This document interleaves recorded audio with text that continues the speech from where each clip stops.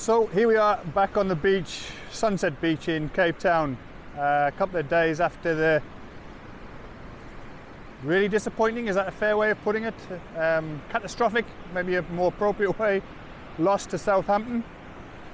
And with the close of business yesterday on the transfer market, I thought maybe now's a good just time to reflect on some of the sliding door moments which may or may not have contributed to Town's predicament, which has certainly been worsened after the loss to Southampton at home. Again, great opportunity to close the gap on those above us and basically demonstrate that we are Premier League quality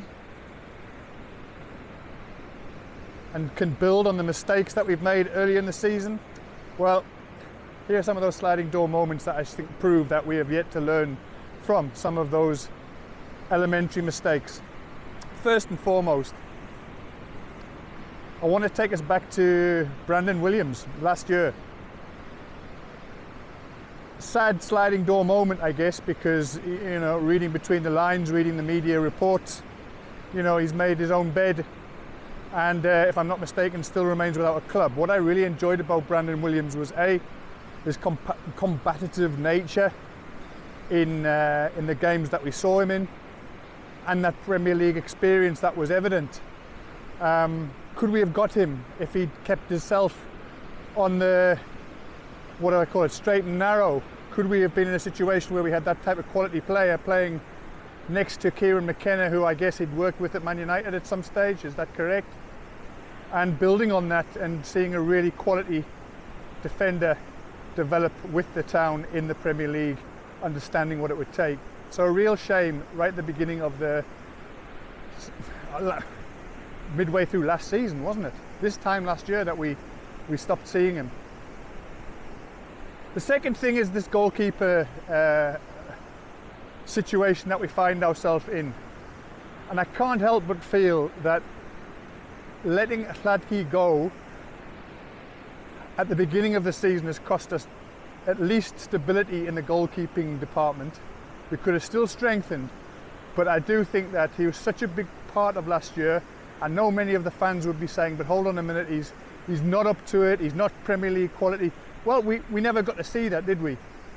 And I think it was a massive shame that we didn't see that continuity in the back line continue for this season, which was such an important one. What was that idea of the momentum that we were going to have? Part of the momentum was going to be making sure the most critical position, arguably, on the pitch was stocked with somebody who can do the job, and that we had confidence and trust in, and understanding the limitations.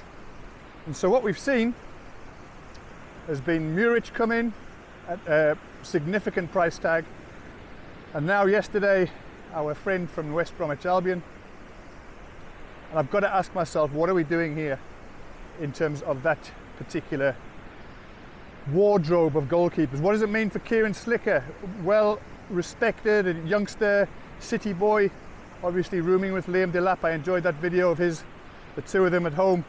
But where's his situation? I mean, if he's that good, could we not have given him a go? Or are we just sort of stockpiling here and punting for touch? I don't know. But the loss of Hladky, I still think, and I've mentioned this in correspondence to Rich before, is I think a massive challenge for us, and I'm sure there are people who agree with me, and there may be many who strongly disagree. That's also fine. But the loss of Muric can't be underestimated. The next part, I think, was this idea of bringing in Calvin Phillips towards the end of the window before the season started. I mean, clearly any Town fan who heard we were going to get Calvin Phillips would have been absolutely delighted. An England regular up until recently, struggling for form.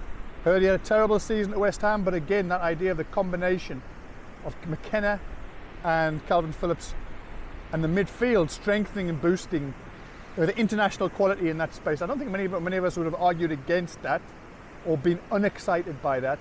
But let's be honest, it hasn't worked out. I think I did a quick Google search before coming out of the walk, I think he's played just over 11 games, 11 and a half games, something like that. If you look at all that total minutes accumulated by Calvin this season. That's not enough for a player of his calibre.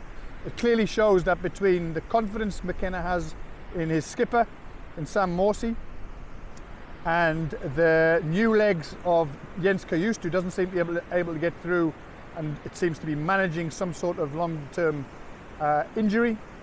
Can't get through a full 90 minutes, but certainly Calvin Phillips has been second choice almost consistently throughout this period. So I think that sliding doors moment, if or had we got hold of, for example, young Flynn Downs back into his home club, would that have been a better choice than the experienced international? I don't know, and again, this is all hypothetical. I'm just playing, I say, scenarios in relation to this idea of sliding doors moments. What if Flynn had not committed to Southampton, and it seems yesterday or up until very late in the window there was still talk of him coming even in this January. So there's clearly some, where there's smoke there's fire. Does Flynn Down want to return to Ippers in the longer term? Question mark. Then I want to just also look at the the writing perhaps being on, well, not the writing being on the wall, that would be too soon. But this idea of the loss to a very poor Wimbledon side at home, or rather away on penalties, in the EFL League Cup in August. If you go and look at that side, I think there's only 2 of the regular players who were in that side. But we lost, or we drew the game, lost on penalties. And if you look at what came on from the bench, if you look at the team, I know it was a team in transition that was quote unquote gelling so early in the season. But that was a really poor loss. Again, you would never have believed that we would have gone last year, or the year before that, against AFC Wimbledon and not get the job done. And so I think that idea of have we strengthened or have we sort of mixed and matched and hoped, I think that was starting to give us the indication of perhaps the outcome that we're seeing now, which is competitive in most games but never really getting it across the line. The outliers are Spurs away and Chelsea at home. Everything else has been really, really just not good enough. Ultimately, they have, irrespective of the quality of performance, we have not been good enough. So yeah, I think that AFC Wimbledon game probably gave us a bit of a sense of what was to come. Small margins, didn't win the game, lose on penalties. And here we are now looking at a very, very realistic proposition of getting relegated in first season back.